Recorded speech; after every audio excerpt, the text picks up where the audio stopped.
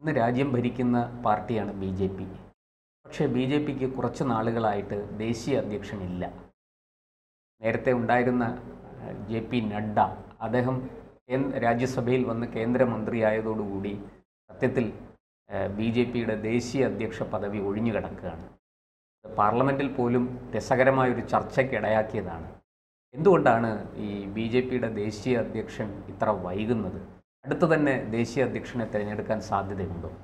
ചേട്ടാ സൂചിപ്പിച്ചതുപോലെ തന്നെ പാർലമെന്റിൽ ചർച്ചയായ ഒരു സംഭവമാണ്. കാരണം ബാക്കിയുള്ള പ്രതിപക്ഷ പാർട്ടികൾക്കാണ് വലിയ രീതിയിൽ ആശങ്ക. കാരണം ലോകത്തിലെ തന്നെ ഏറ്റവും വലിയ പാർട്ടിയാണല്ലോ. ആ പാർട്ടിക്ക് ഒരു തലവനില്ല എന്ന് പറയുമ്പോൾ പ്രതിപക്ഷ പാർട്ടികൾ വരെ വലിയ രീതിയിൽ വിഷമിക്കുകയാണ്. അതിൻ്റെ ഫലമായാണ് അഖിലേഷ് യാദവ് ആ ചോദ്യം അമിത്ഷായോട് ഉൾപ്പെടെ ഉന്നയിക്കുകയും അതിന് മറുപടി അമിത്ഷാ പറയുകയാണ്, നിങ്ങളെ പാർട്ടിയെ പോലെ പെട്ടെന്ന് തിരഞ്ഞെടുക്കാൻ കഴിയില്ല. ഒരു കുടുംബത്തിനകത്ത് നമുക്കറിയാമല്ലോ, രാഹുൽ ഗാന്ധി നെഹ്റു കുടുംബമോ മുലായം സിംഗിന്റെ കുടുംബമോ ലാലു പ്രസാദിന്റെ കുടുംബമോ അതോ DMKയുടെ പാർട്ടിയോ മായാവതിയുടെയോ അതോടൊപ്പം തന്നെ മമതാ ബാനർജിയുടെ പാർട്ടിയല്ല. ഇത് വലിയ രീതിയിൽ തന്നെ പല നേതാക്കളുണ്ട്, പല സംസ്ഥാനങ്ങളിൽ അധികാരത്തിലുണ്ട്.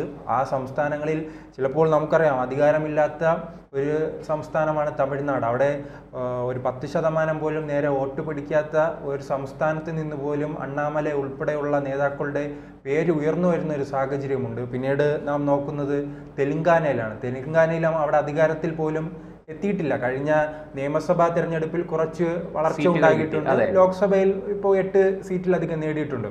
അങ്ങനെ ഇരിക്കുന്ന അവിടെ പോലും കിഷൻ റെഡ്ഡി എന്ന് പറയുന്ന ഒരു നേതാവിന്റെ പേര് ഉയർന്നു വരികയാണ്. അതാണ് ഞാൻ സൂചിപ്പിച്ചത്. അധികാരമുള്ളതും അധികാരമില്ലാത്ത സംസ്ഥാനങ്ങളിൽ പോലും നേതാക്കളുള്ള പാർട്ടിക്ക് കുറച്ച് ബുദ്ധിമുട്ടുകൾ കാണും. പക്ഷേ നമ്മെ ഞെട്ടിക്കുന്നത് മുൻകാലങ്ങളിലെ അതിവേഗം ഇത്തരം പ്രസിഡന്റുമാരെ തിരഞ്ഞെടുക്കുന്ന ഒരു പാർട്ടിയായിരുന്നു. അവിടെ തർക്കങ്ങളൊന്നുമില്ല, ഒരു പ്രഖ്യാപനം ഉണ്ടാകും, അത് പാർട്ടി അണികളും നേതാക്കളും അംഗീകരിക്കുന്ന ഒരു സാഹചര്യമാണ് ഉണ്ടത്.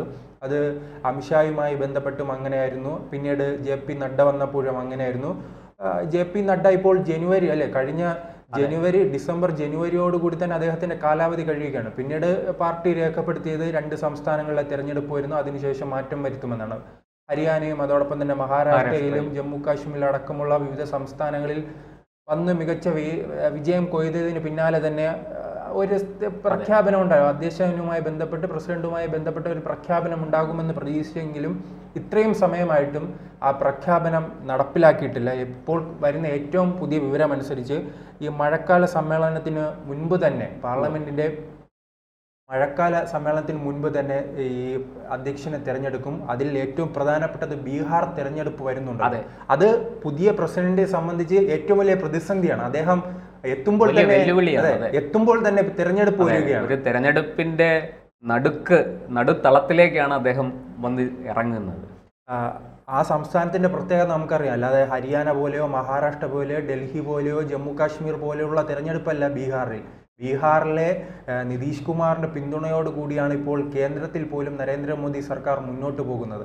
അദ്ദേഹത്തെ ജയിപ്പിക്കേണ്ടത് BJPയുടെ കടമയാണ്, BJPയുടെ മാത്രം ഉത്തരവാദിത്വമാണ്. കാരണം ഇപ്പോഴുള്ള ഈ സീറ്റിന്റെ എണ്ണം എടുത്ത് നോക്കുമ്പോൾ അറിയാം ഏറ്റവും കൂടുതൽ സീറ്റ് BJPക്കാണ്, അതിനേക്കാൾ കുറവാണ് JDU. ആ രീതിയിൽ അപ്പോൾ അതിൽ നിന്ന് വ്യക്തമാകുന്ന സംഘടനാ സംവിധാനത്തിൽ ആ ബീഹാറിൽ ഏറ്റവും കൂടുതൽ ഉയർന്നു നിൽക്കുന്ന പാർട്ടി BJP ആണ്. മറിച്ച് നിതീഷ് കുമാർ ഈ ജനകീയമായ ചില പദ്ധതികളിലൂടെയും സ്ത്രീ വോട്ടർമാരുടെ ചില അഴിമതിരഹിതമായ ഭരണം, അതാണ് ബീഹാറിലെ ഏറ്റവും വലിയ പ്രത്യേകത. ലാലുവിന്റെ അഴിമതി മനം മടുത്താണ് ജനം BJPക്കും നിതീഷിനും അവിടെ വോട്ട് ചെയ്തത്. അതുകൊണ്ട് തന്നെയാണ് BJP ഇറങ്ങി വർക്ക് ചെയ്താൽ മാത്രമേ അവിടെ JDUവിന് വിജയിക്കാൻ കഴിയുകയുള്ളൂ. അതുകൊണ്ട് തന്നെ ഈ പ്രസിഡന്റിന് വലിയ പ്രതിസന്ധിയായിരിക്കും. പാർട്ടി ആദ്യം തന്നെ വിജയത്തിൽ എത്തിക്കുക എന്നതായിരിക്കും വലിയ വെല്ലുവിളിയാണത്. കാരണം അത് അവിടെ പരാജയപ്പെടുകയാണെങ്കിൽ കേന്ദ്ര സർക്കാരിനെ അത് വലിയ രീതിയിൽ ബാധിക്കും. കാരണം ഈ നിതീഷ് കുമാറിന് അധികാരത്തിന് വേണ്ടി ചിലപ്പോൾ വേണമെങ്കിൽ RJDയുമായി സഖ്യം ചേരാനുള്ള സാധ്യതയുണ്ട്. അങ്ങനെ ഏത് നിമിഷവും ചാടാനുള്ള ഒരു ചാട്ടക്കാരനായാണ് നിതീഷ് കുമാർ അറിയപ്പെടുന്നത്. കാരണം ഇന്ത്യ മുന്നണി രൂപീകരിച്ചത് തന്നെ നിതീഷ് കുമാറാണ്. ലാസ്റ്റ് നിതീഷ് കുമാർ ഇന്ത്യ മുന്നണി രൂപീകരിച്ച് ആ റൂമിൽ നിന്ന് പുറത്തിറങ്ങുമ്പോൾ BJPയുടെ ഓഫീസിലെത്തുന്ന ഒരു സാഹചര്യമാണുള്ളത്. ആ രീതിയിലാണ് അദ്ദേഹത്തിന്റെ നീക്കങ്ങൾ പ്രവചിക്കാൻ കഴിയില്ല.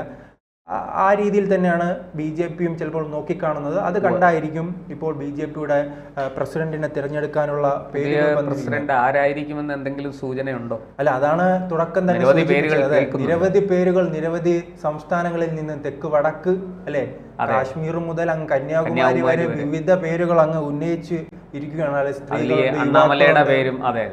മുതിർന്ന കേന്ദ്രമന്ത്രിമാരുണ്ട്, മുതിർന്ന നേതാക്കളുണ്ട്, MP-മാരുണ്ട്, അതോടൊപ്പം തന്നെ പ്രാദേശിക നേതാക്കളുണ്ട്. അതാണ് BJPയുടെ ഏറ്റവും വലിയ വിജയം. ഈ പ്രാദേശിക നേതാക്കൾ പോലും വലിയ രീതിയിൽ ഇന്ത്യയിലെ ദേശീയ നേതാവായി മാറാനുള്ള കഴിവ് രേഖപ്പെടുത്തുന്നതാണ് ആ പാർട്ടിയുടെ വിജയം. അതിൽ ഏറ്റവും പ്രധാനപ്പെട്ടതായി ഉയർന്നു കേൾക്കുന്ന ധർമ്മേന്ദ്ര പ്രധാനാണ്. ധർമ്മേന്ദ്ര പ്രധാനെ കുറിച്ച് പറയുമ്പോൾ നാം കേരളവുമായി ബന്ധപ്പെട്ട് പറയേണ്ടി വരും. കാരണം ഒറീസ എന്ന സംസ്ഥാനം കുറച്ച് നാളുകളായി തന്നെ കേരളവുമായി താരതമ്യം ചെയ്ത് ചർച്ച ചെയ്യുകയാണ്. ഒറീസയിൽ വലിയ രീതിയിൽ തന്നെ BJPക്ക് വളർച്ചയില്ലാതിരുന്നു. ആ സംസ്ഥാനം പിന്നീട് ഇപ്പോൾ BJPക്ക് ലഭിച്ച 19% തന്നെയായിരുന്നു മുൻപുള്ള തെരഞ്ഞെടുപ്പുകളിൽ അവിടെ ലഭിച്ചിരുന്നത്. അതിൽ നിന്ന് അവർക്ക് അധികാരത്തിലേക്ക് എത്താൻ കഴിഞ്ഞു. അതിന് ചുക്കാൻ പിടിച്ചത് ധർമ്മേന്ദ്ര പ്രധാനാണ്. അതുപോലെ തന്നെ ഗ്യാസുമായി ബന്ധപ്പെട്ടല്ലേ പല കേന്ദ്ര പദ്ധതികൾക്കും പിന്നിൽ ഇദ്ദേഹമാണ്. അദ്ദേഹം എന്തായാലും ഒറീസക്കാരനാണ്. പിന്നീടുള്ളത് മനോഹർ ലാൽ ഖട്ടറാണ്. അദ്ദേഹം ഈ ചരിത്രത്തിൽ ആദ്യമായി തന്നെ ഹരിയാനയിൽ BJP അധികാരത്തിൽ വരികയാണ്. ഉത്തരേന്ത്യയിൽ എല്ലാ സംസ്ഥാനങ്ങളിലേക്കും അധികാരത്തിൽ വന്നിട്ടും ഒരു ചെറിയ സംസ്ഥാനമായ ഹരിയാനയിലേക്ക് BJPക്ക് കടന്നു വരാൻ കഴിഞ്ഞിട്ടില്ലായിരുന്നു. ആ സംസ്ഥാനത്തിലേക്ക് BJP അധികാരത്തിലേക്ക് എത്തിച്ച നേതാവാണ് ഈ മനോഹർ ലാൽ ഖട്ടർ. അദ്ദേഹമുണ്ട്. അതോടൊപ്പം തന്നെ ശിവരാജ് സിംഗ് ചൗഹാൻ, അദ്ദേഹത്തെ നമുക്കറിയാം, മധ്യപ്രദേശിൽ ഒരു കാലത്ത് BJPയുടെ മുഖ്യമന്ത്രിയായിരുന്നു അദ്ദേഹം.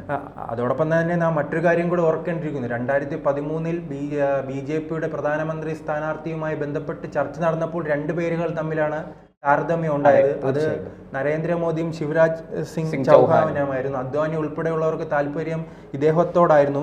ഇദ്ദേഹത്തിന്റെ പേരും വരുന്നു. പിന്നീട് അർജുൻ മെഹ്വാൾ, അതോടൊപ്പം തന്നെ കർണാടകയിൽ നിന്നുള്ള പ്രഹ്ലാദ് ജോഷി, ഞാൻ ആദ്യം സൂചിപ്പിച്ചതുപോലെ തന്നെ തെലങ്കാനയിൽ ഇപ്പോൾ BJP വലിയ രീതിയിൽ മുന്നേറ്റത്തിലേക്ക് കൊണ്ടുപോകുന്ന കിഷൻ റെഡ്ഡി ഉൾപ്പെടെയുള്ള കിഷൻ റെഡ്ഡി എന്തായാലും വലിയ രീതിയിൽ തന്നെ ഇപ്പോഴല്ലെങ്കിൽ ഭാവിയിൽ തന്നെ ഈ പ്രസിഡന്റ് സ്ഥാനത്തിലേക്ക് വരാൻ സാധ്യതയുള്ള ഒരു യുവ നേതാവ്. അദ്ദേഹം കേന്ദ്ര ആഭ്യന്തര സഹമന്ത്രിയൊക്കെ ആയിരുന്ന ആളാണ്. കിഷൻ റെഡ്ഡി മികച്ച പാർലമെന്റേറിയനാണ്. പറഞ്ഞതുപോലെ നല്ല സംഘടനയെ ചലിപ്പിക്കാനും കഴിവുള്ള.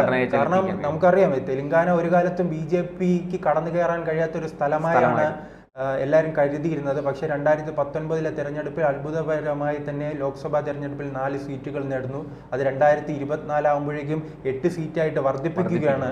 കോൺഗ്രസിന് 8 സീറ്റ്, BJPക്ക് 8 സീറ്റ് എന്ന രീതിയിൽ അവിടെ എത്തിക്കാൻ കഴിഞ്ഞു. അവിടുത്തെ പ്രധാന പാർട്ടിയായ TRSനെ അവിടെ മുഴുവനായി തുടച്ചു നീക്കാൻ എന്തായാലും കിഷൻ റെഡ്ഡിക്ക് കഴിഞ്ഞിട്ടുണ്ട്. അങ്ങനെ പല പേരുകൾ ഉണ്ടാകുകയാണ്. അതോടൊപ്പം തന്നെ ഈ വനിതകളുമായി ബന്ധപ്പെട്ട് പുരന്ദേശ്വരി, അതോടൊപ്പം തന്നെ പുരന്ദേശ്വരി, അതോടൊപ്പം തന്നെ ഈ മഹിളാറിന്റെ മകളാണ് ആന്ധ്രയിൽ നിന്നുള്ള. അതോടൊപ്പം തന്നെ നമുക്കറിയാവുന്ന വാനതി ശ്രീനിവാസൻ, അത് ഇവരെ കുറിച്ച് കൃത്യമായി പറയാൻ അർഹതപ്പെട്ടത് കമൽഹാസനാണ്. കാരണം കമൽഹാസനെ ദയനീയമായി പരാജയപ്പെടുത്തിയത് തമിഴ്നാട്ടിലെ മുഖ്യമന്ത്രിയാകുമെന്ന് പറഞ്ഞ് വലിയ പ്രഖ്യാപനം നടത്തി. ഇപ്പോൾ വിജയ് അതേ രാഷ്ട്രീയമായി രംഗത്തിറങ്ങുന്നുണ്ട്.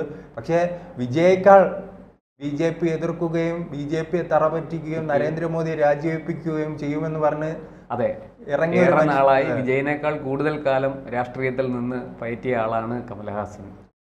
ആ രീതിയിൽ അദ്ദേഹത്തെ പരാജയപ്പെടുത്തി കോയമ്പത്തൂരിൽ നിന്നും MLA ആയ ഒരു നേതാവാണ് അവർ. എന്തായാലും ഇപ്പോൾ ദേശീയ മഹിളാ മോർച്ചയുടെ പ്രസിഡന്റ് കൂടിയാണ്.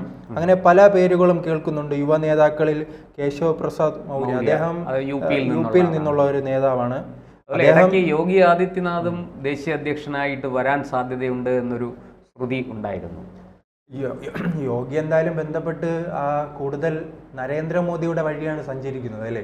കാരണം തുടർച്ചയായി തന്നെ ഉത്തർപ്രദേശിൽ അദ്ദേഹത്തിന് UP നന്നായിട്ട് ഭരിക്കാൻ സാധിക്കുന്നുണ്ട്. ഏറ്റവും വലിയ പ്രത്യേകത അവിടുത്തെ ഈ ഗുണ്ട രാജ് അവസാനിപ്പിക്കാൻ കഴിഞ്ഞു എന്നുള്ളതാണ്. ഗുണ്ടകളെ വളരെ കൃത്യമായിട്ട് അമർച്ച ചെയ്യാൻ പോലീസിന് അധികാരം കൊടുക്കുകയും അവരുടെ ജോലിയിൽ പുറമേ നിന്ന് ആരെയും ഇടപെടാൻ സമ്മതിക്കാതിരിക്കുകയും ചെയ്തതാണ് അവിടുത്തെ ഗുണ്ടരാജ് അവസാനിപ്പിക്കാനുള്ള പ്രധാന കാരണം.